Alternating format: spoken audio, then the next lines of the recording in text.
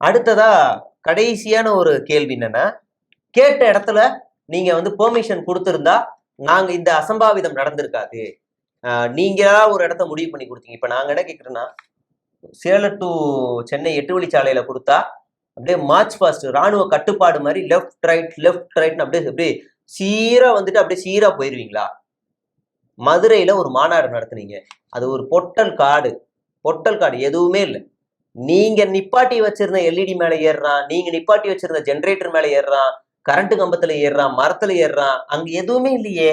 விசாலமானது. அவர் open ஸ்டேட்மெண்ட்னா ஒரு 450 ஏக்கரா.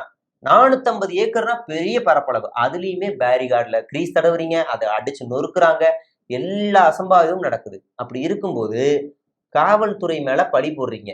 காவல்துறையை நாங்க நியாயப்படுத்தல. காவல்துறை எப்பவுமே ஒரு போராட்டத்துக்கு அனுமதி கொடுக்காது. போராட்டம் யார் போராட்டம் நடத்தினாலும் அது ஒடுக்க பார்க்கும். அது வேற. ஆனா நாம முதல்ல எப்படி இருக்கோம்னு சுய விமர்சனமா நம்ம பரிசீலனை பண்ணணும்ல. அதுக்கே நம்ம தயாரா இல்ல.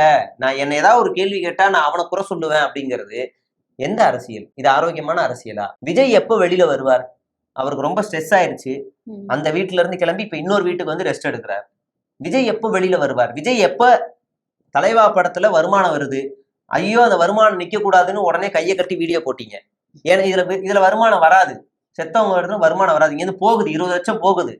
20 லட்சம் கொடுக்குறீங்க. கொஞ்சம் கூட கூச்சமே இல்லாம 20 லட்சம் கொடுக்குறீங்க.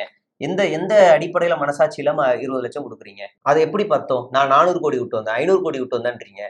குறைந்தபட்சம் ஒரு குடும்பத்திற்கு ஒரு 1 கோடி கொடுத்தா கூட உங்களை பொறுத்த வரைக்கும் 40 கோடிங்கிறது ஒரு சிறிய தொகை. ஆனா அவங்களுக்கு அது ஒரு மிகப்பெரிய தொகை. அதை ஏன் கொடுக்க உங்களுக்கு மனம் வரல?